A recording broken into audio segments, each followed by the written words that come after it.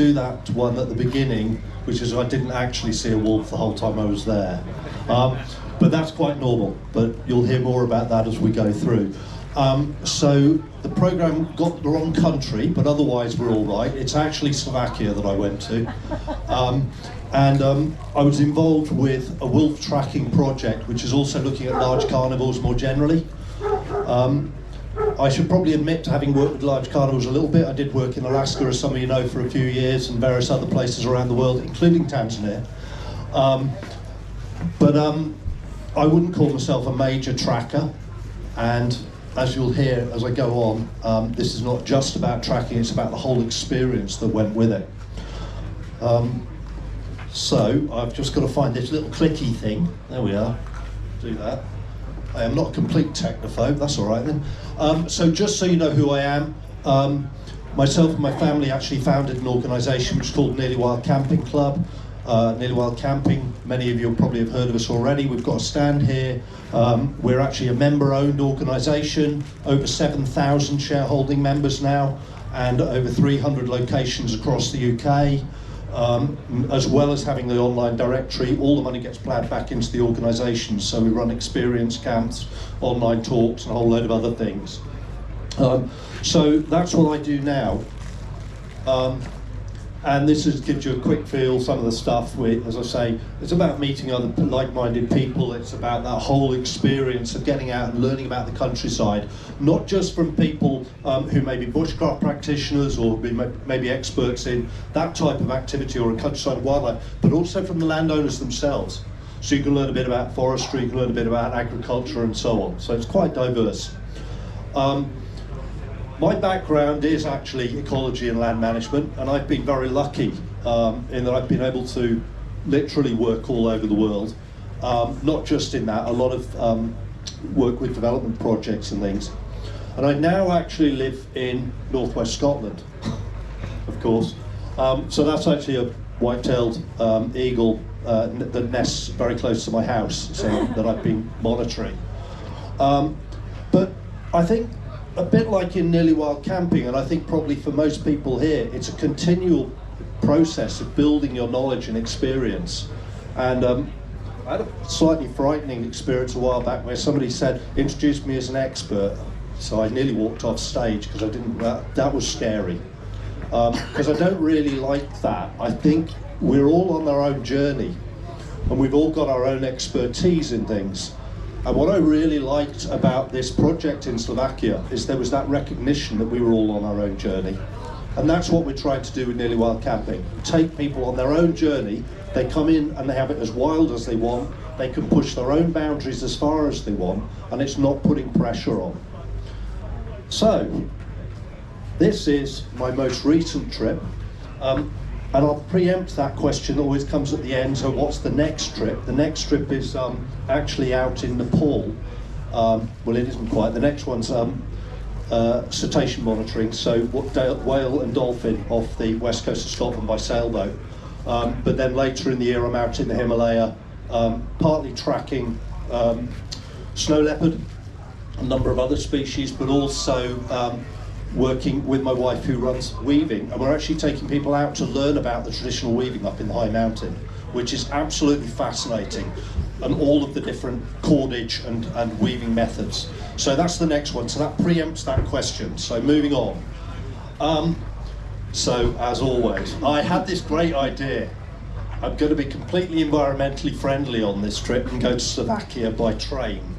Now remember, I live in northwest Scotland, so it took me the first part of most of the day to even get down somewhere near London.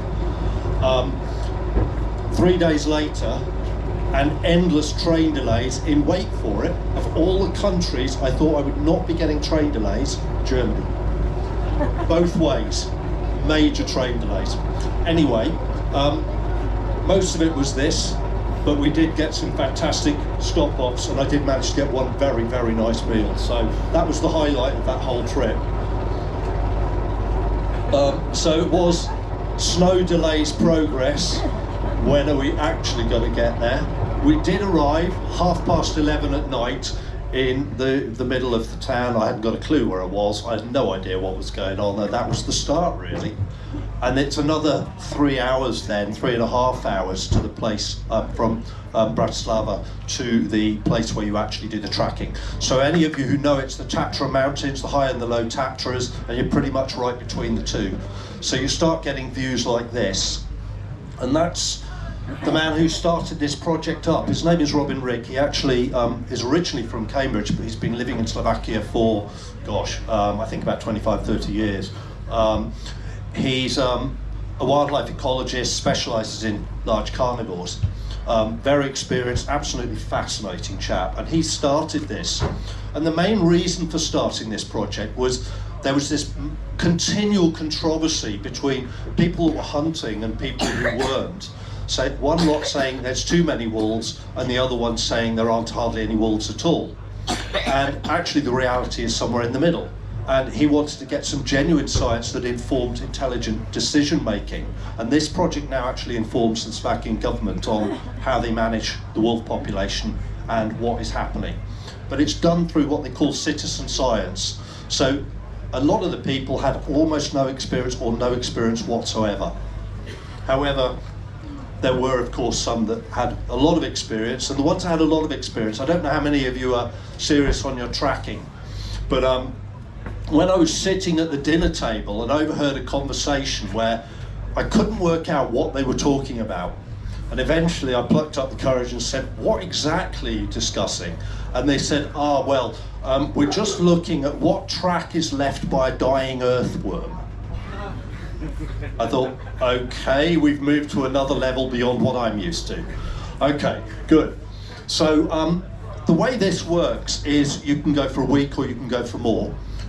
You arrive and it all feels very comfortable. It's a really nice accommodation. It's a communal accommodation, but you can be in a dorm space or you get a shared room with a partner or whatever. And then the first night you're straight into it. You get your training. Learning a little bit about the ecology, learning about the wolves, but also learning about the wider ecology and how the wolves fit into it. And you get your basic kit. I get scared when I see things like this. These fancy forms, oh God, have I got to start filling them in? So I don't know, those of you who came to the Nearly Wild camping stand earlier on probably saw I was wearing a wrist brace. That was so I didn't have to write. No, it was I was quite pleased to not be doing a lot of the recording. But in all seriousness, the whole point is that it's for you to learn, and there's an understanding that not everybody is going to have lots of experience.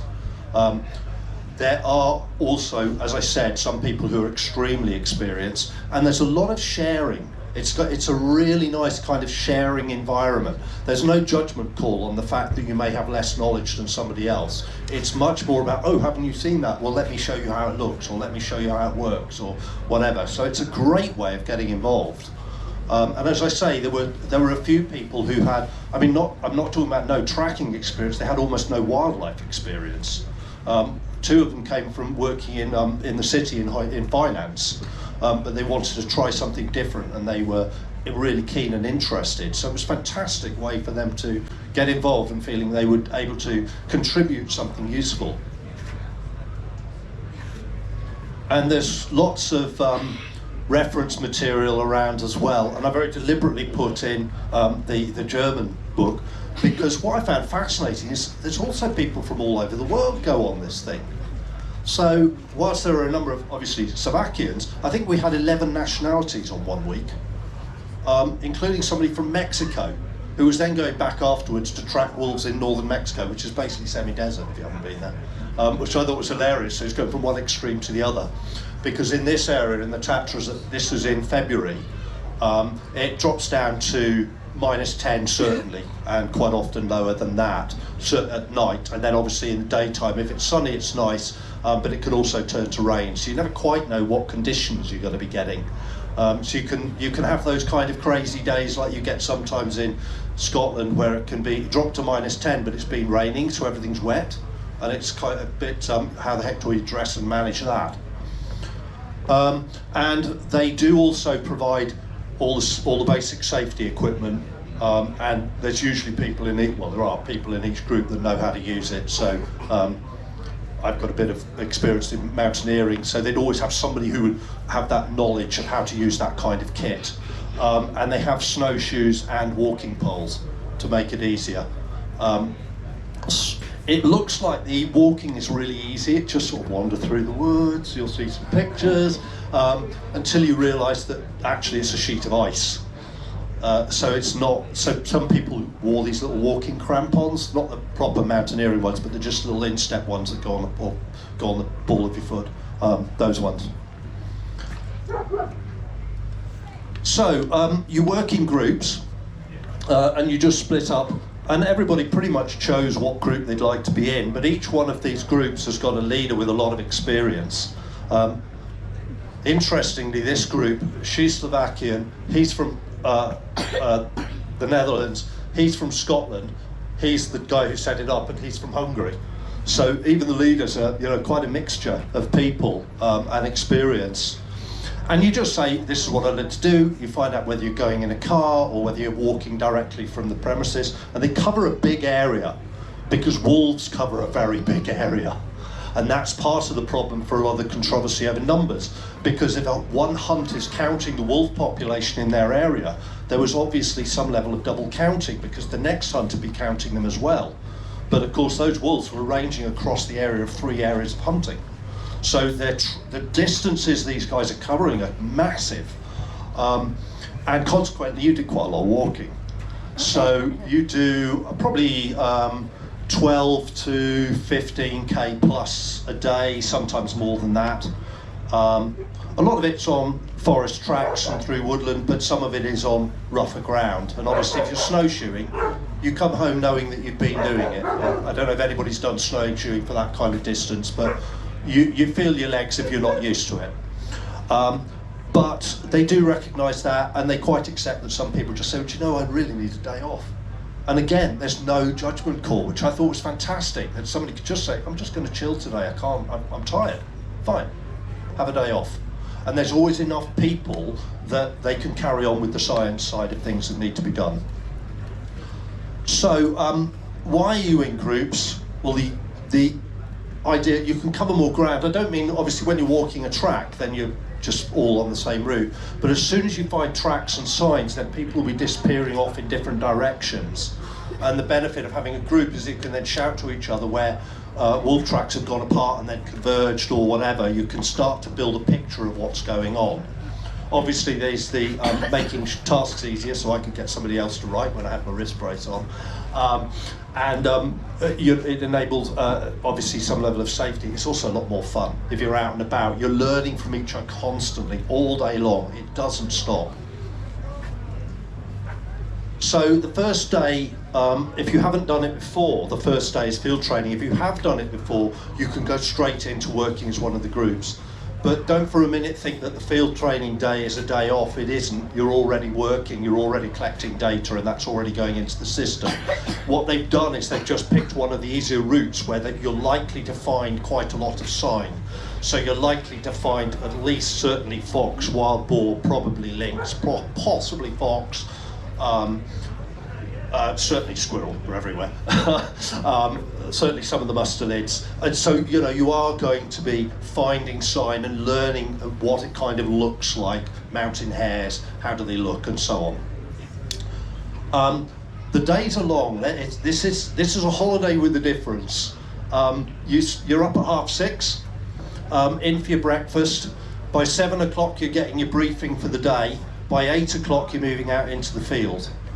And then you're coming back at about probably 3:30, 4-ish if you're lucky, or unlucky, depending on how you view it.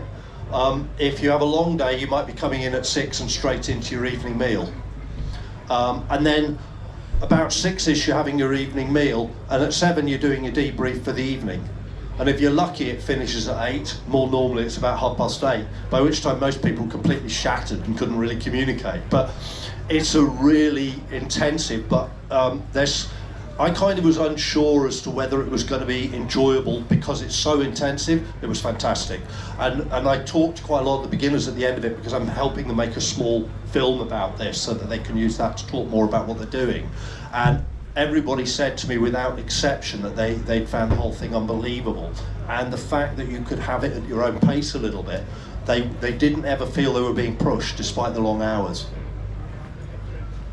So the field training is just getting out there and looking at sign and starting to learn. And I probably should say, because I don't know how much tracking people have done, but tracking isn't just looking at the footprints. Tracking's looking at the whole picture. And a lot of this is about learning to observe, if you haven't done it very much. So you're starting to look at the footprints, but you're looking for scat, you're looking for urine, you're looking for other signs, which might just be a break on a tree. It might be a scratch mark, it might be a small tunnel. There's all sorts of things that you're starting to pick up. Most of us didn't go on to dying earthworms, you'll be pleased to hear. And ultimately, I suppose this is the kind of thing you're looking for. Wolves tend to walk in very straight lines. You know, dogs tend to kind of wander about. It's actually, believe it or not, it's not always that easy to tell the difference between a wolf and a dog because some of the dogs have an incredibly similar footprint. And I'm not just saying that as a semi-beginner. I mean, I know a lot of people who've done a hell of a lot of this still struggle sometimes with a certain breed of dog, particularly when they're out in certain environments. And the tracks are not always as pretty and easy to look at as that one. A lot of the tracks are quite difficult to tell. So it really is a kind of voyage of discovery. And you're piecing together. It's not sort of, I found a track and that's it. It's piecing together all the pieces of a jigsaw puzzle. That's what enables you to work out what you're looking at, if you like. And there's always that mission between us all to find the perfect print. This is actually a little weaving that my wife did. She does tapestry weaving. Some of you may have been on her little workshops that she's running here, or come down to the stand. But she does tapestry weaving, and that's why we're ending up with taking a group out to Nepal to look at fabric and weaving and all the different cordage and so on that people use in the high mountain. So this was a bit of fun because we actually presented Robin with the woven footprint at the end and said our group, win the prize for having found the most perfect print. And this is the kind of places that you're walking through on a daily basis. So wandering through the woods, some of it might feel like a forest track, some of it you're right into the undergrowth. You do get up into these lovely areas. I didn't want to overload the system, but I had a lovely picture of a golden eagle flying through behind us here, which I managed to video while we were out. Unfortunately, I couldn't be bothered to carry my heavy lens that day, so that's the day we got the Goldie. But fantastic locations, and this is quite high up into the hill. But at this time of year, the wolves are generally that bit lower, so you're not going and doing mountaineering. You are in walking territory all the time, so you don't need to worry about. When I saw crampons on there, I thought, oh great, maybe we're going climbing, but no, it's not that sort of thing. And you're doing, as I say, between 12 and 22 kilometres a day, but it's pretty special. And as I said, it's not always that clear what you're looking at. We think those are lynx prints. I'm pretty sure they are because we pieced it together with a whole load of other sign. But to be quite honest, if you'd found them on your own, I would not have put that down as a definite. Far too difficult. So even with the expertise of those people, you're not trying to always say it's an absolute. You're trying to say, what is it probably? And occasionally you'll find the odd kill, and it's not necessarily always obvious what's done the kill. So again, or it may be something has done a kill, but something else has come in and obviously scavenged on it. Interestingly, packs of wolves, when they do a kill and they're hungry, they eat the whole thing. And there's some where we've found prints everywhere, and we've literally found just a tiny piece of bone, and that's all that's left. The whole thing gets eaten. They're voracious. And another thing that I thought was quite interesting, which I hadn't picked up on before, is that the lynx don't scavenge. So you'll find a kill where the wolves have been, the wolves will the lynx will obviously be in a similar area, and you'll see the prints, but then you'll see they haven't been eating it, so this is strange, and they're not scavenging where the wolves has killed, which I thought was quite strange. But what this one, I think probably would come back to eat. I think that was an early kill and they'd been disturbed because it was near a path. This one I went back 3 days later, that's a small wild boar, juvenile. I went back a few days later and it hadn't been touched. So it makes you wonder whether they could smell something, was that animal diseased? Why had that not been eaten? You know, at this time of year, -10 at night, animals really do need their feed. So it's strange that it hadn't been touched. So you find these little anomalies and you're always trying to piece together those jigsaw puzzles. And this is the work. So what you're trying to do is to understand the wolves and the wolf population and the dynamic and how the animals are moving around. So it's not just about going out, finding some tracks and going, yay, found a wolf track, job done, home we go. For those of you who've get into all the technical jargon, you're using a technique called mark and recapture. But instead of using mark and recapture where you do a general mark, you're actually using genetics. So I'll now say that in English. What you're doing is trying to understand the population of animals. So you're imagining that you're catching it, you're finding that animal, and how often are you finding it? And that helps you understand how many animals are out there. It also helps you understand which populations they're coming from. The only way you can do the genetics is send away, wait for it kids, poo or wee. So you've got to find wolf poo or wolf wee. However, it's not that simple. If you look at wolf tracks, wolves will very often walk in the footprints of the one in front. And you can literally have 6, 7 animals or more all doing the same thing. And they're completely over the top of one another, so it's not obvious they've done it. So then you come to some sign, you don't know whether that scats from 1 animal or 6 animals. So you've got to try and work it out by looking at the terrain, looking at the prints, looking at what other activity's been happening. You can only take the samples if it's from 1 animal. If it's from more than 1 animal, then you mess up the whole genetic analysis and it becomes unclear where it's from. So you've got to find those single animals and then you start to build up an understanding of the population in that area. So over time, and Robin's been running this program now, I think for about 15 years, they've got a really good understanding of not only how many wolves, but where the wolves are, what the pack sizes are, how they're moving through the terrain, how high up and down the mountain they're going, because they'll often come down to hunt and then go back up the hill into the woods further and have a sleeping area. And you do sometimes find, that wolf, where the wolves have lain, that wolf lie, and you'll see an area which basically just looks like they've been all bedded down, and then you quite often find one on the edge where the sentries have been. And those will be in a thicker area of woodland, higher up. So, these things are moving large distances each day, so it's not that where you find the animal kill is where they're going to be sleeping. They could be sleeping 15 miles away. What you're doing sometimes is measuring. This one's actually lynx track, and you might measure. That's helping you get a size of the animal. It's an estimate of the size of the animal. Sometimes you get really carried away and you've got to smell it to try and work out, build up that picture of what it is. And obviously you're also collecting samples.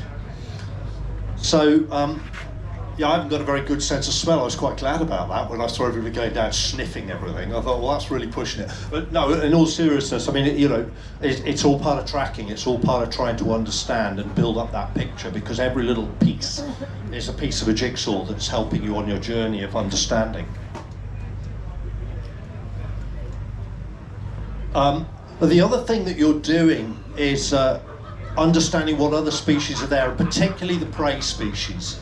So it's nice to see an otter, but it's probably not going to be eaten that much by wolves. But obviously the hares, the squirrels, the boar, the deer are key prey species. So you're also trying to get an assessment of what the scale of those is. Now they're not looking to do detailed analysis and trying to understand population dynamics of these species. So they're not trying to understand the numbers of animals of these, but they are trying to understand, is there food around? How much food is around? Where is that food moving? Because that is obviously key for the wolves and where they're moving. And then, of course, you have to write it all on a piece of paper. And you have to record the GPS coordinates, so you've got to record exactly where it is. You've got to understand direction of travel, what kind of estimated numbers, and you're doing that for prey species as well as for the wolves themselves. So our main focus was wolves, lynx and bear. The bear weren't very active they weren't very active when I was there in February. There's been a couple of incidents that you may have heard about in Slovakia where somebody died. They weren't killed by the bear, they fell over, I think, off a crag, but because they were concerned that they'd gone the wrong way, basically, and a bear was chasing them. And one bear actually ended up in the middle of the town. But they're very unusual situations in Slovakia, whereas, to be honest, where I used to live in Alaska, it was quite common for a bear to walk down the high street. So it's a slightly different situation, but yeah, it's taken very seriously, because it can, obviously, that bear can then become used to going and looking for rubbish and so on. So it's all taken very seriously. But you're very unlikely to see that. We did see bear sign, things like the scratching and so on, but there were no paw prints that we found this year, so they weren't active in the early part of the season. When you find your samples, all of the recording and everything is done in the field. But then when you get back, you've got to go through all those samples, make sure they're fully recorded, because they're the things that go to the university for analysis. So that's what's helping tell you the population dynamic and really build the picture up. And you also have to stick it on a computer. Now, all these jobs are divvied up, so if you're not really into that sort of thing, there's usually somebody who is quite happy to enter the stuff or to do the paperwork or whatever, and everybody mucks in, and you do the things that you're good at and that you feel comfortable with. It's not about having to do every single job, although generally try and share it around a little bit, because often this is being done at the end of the day and you're quite tired, you've done a fairly hard day's work. Because that 12 to 22 kilometres isn't having to wander up and down those tracks all the time. And they pick up on, if you're reasonably fit, you get sent off down all the gullies and up the cliffs and something else. So I will not be telling them I'm a mountaineer next time I go, because you get sent all over the place. But in all seriousness, it's done for your ability. And then after you've had an evening meal, the meals are great, 3-course, and you need it. And you eat every bit of it, but you're glad for it. And then you have a debrief, and this is a really good way of sharing and learning from one another. So it's not just a slideshow, it is actually talking about what we found, where we found, why we found, and really starting to learn from one another. It's the starting point for the conversations, for those of us who are old enough to drink, to have a couple of beers afterwards and talk about what else, try and learn a little bit from other people. So really good from that point of view. And on the last night, because it's about the only night you've got any energy left, to be quite honest, we have a bit of a bonfire and a chat and a bit of fun. Apparently some of the people on the first week I was there managed to stay up till 4 in the morning. And this, as I say, there's so many different countries and even continents involved. You learn so much about the wildlife in other countries as well. So I had some fascinating conversations with people. I don't know if you know, but wolves are across pretty much every country in Europe now, including Holland. They're in southern Holland. So you start talking to the people from all the different countries about the experiences, how they're being, how the animals are moving, is it causing a problem, how's it being managed with farming, how's it being worked with the forestry, what's the situation with the hunting, how do people do it with, all of these different dynamics, and it's quite fascinating hearing everybody's different experiences around the way. And you do get to go in some pretty beautiful locations. I've got a lot of pretty pictures. You have to have a few pretty pictures, but seriously, there are some stunning places and some great light. This is, if you can't see that, probably the middle one is actually the frost on the trees, and that was, an inch and a half in old money. About 2.5 centimetres. So really quite pronounced. This is the Tatras. If anybody's into their climbing, there's a cracking ridge route up here. Yeah, there's some really nice area for walking, skiing, climbing, and everything. And I found it very friendly. Really enjoyed being there. Actually, it's just a really nice place to spend some time. And I'm not going to call it wild, because I think that's a kind of a bit of a human construct, really, but it's a really interesting place where you have got agriculture, but you've also got all these wild species, and a lot of this forest is managed, so it's not completely left alone. It's managed timber forest, but it's probably on longer rotations. It's differently managed than some of the British forests, not all of it. What I found really interesting is one of the places in this time of year where we found a lot of the sign was actually down between the fields. They don't have hedges, but they'll often have these, what we call shelter belts, probably, quite wide, with a stream maybe or a little bit of wet ground. And that's where you'd often see the animals moving through. And we'd find bear sign, wolf sign, right down near the villages. So the animals are not hiding away, but they are hiding. They're staying in places where they feel protected. And then at the end of the trip, obviously you can go to somewhere like Bratislava and have a bit of a wander around and see the sights. Depends how long you want to stay, but it's a beautiful place, well worth staying. And this was a bit of an unusual experience for me. I'm not a great one for a sweet tooth. So one of them said, we're going to a chocolate cafe. I thought, whatever is that? The drink itself felt like liquid chocolate, let alone the cake. And I think was buzzing for the rest of the evening. But it was a great bit of fun at the end of the we went for 2 weeks in the end. You can go for a week, or you can go for 2, or go for 3. It's all done in that winter period because it's easier for tracking, it's easier to find the animals, and it's easier to piece together the jigsaw, because don't forget, you're not just trying to find the track, you're trying to find particularly the scat and the urine, and that's really important. So it's a lot easier when there's snow on the ground, because you're covering big distances. And then I had the long journey home. Joy. Big long trip, but another train delay of a good few hours in Germany, and then we finally got back. So yeah, that's our trip to Slovakia. We found it great fun. I would highly recommend it if anybody's wanting to go out and do some tracking. And maybe it's not just, if you want to learn tracking specifically and go on a workshop, then that may work very well for you. But if you want to combine it with doing something where you're putting the data into something useful, and that's actually helping inform both science but also policy and decision making, it genuinely does. I've had a lot of conversations with Robin about this. Then this sort of thing, citizen science, is fantastic, and there's quite a lot of this around now, and actually some who've learned from what Robin's done in Slovakia and developed it from there. That's pretty much all I'm going to say for now. As I said, the next trip, lucky me, is out in Nepal. So after we've been cetacean monitoring, yeah, if anybody's interested to hear more or wants to know more about the weaving in Nepal, that side of things, or if you just want to know more about Nearly Wild Camping, you just want to come talk wolves, we're over at the Nearly Wild Camping stand. It'd be great to talk to you. Thank you very much. Ladies and gentlemen, another great talk once again by Steve. Thank you.